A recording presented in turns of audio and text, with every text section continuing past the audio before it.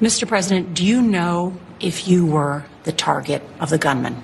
I don't know. It sounded to me, I read a manifesto. He's radicalized. He was a Christian, a believer, and then he became an anti-Christian, and he had a lot of change. He's been going through a lot based on what he wrote.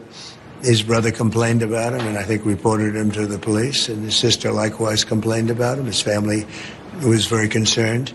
He was probably a pretty sick guy. Can deduct 100% of the cost of new facilities, equipment, and capital investment in the first year. It used to take 38 years of deduction. Now you get it done in one. You can take one so you can expand. I think that's what made us so successful in the first term, but now we have it for a 10-year period. So you have it for a while. I really was going to make it for a 1-year period. That would mean you spend all your money immediately. Now, unfortunately, I gave you too much time. I was sort of against that. I said, let's do it for a shorter period of time, but we did it. It's the right thing.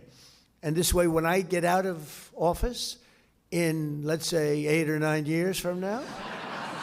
Violence in any form directed at anyone, whether that's the right, the left, or the center, is unacceptable. Period. Full stop.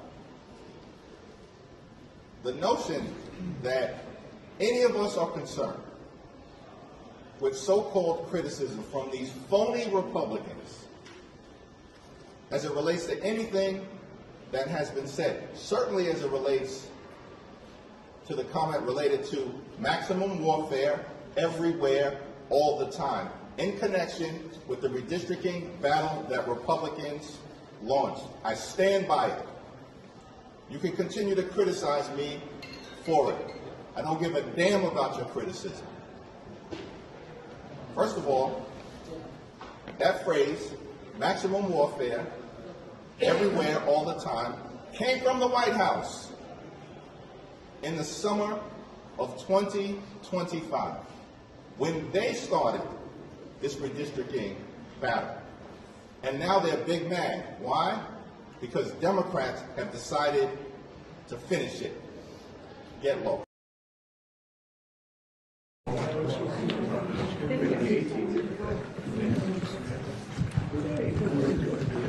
Absolutely right. You asked him a question. Nobody. Did you see you're up 6 points in Iowa, sir? I'm It's up, not bad. I'm up good in Iowa. We're up good everywhere. Unfortunately, I'm not running. It's up to you.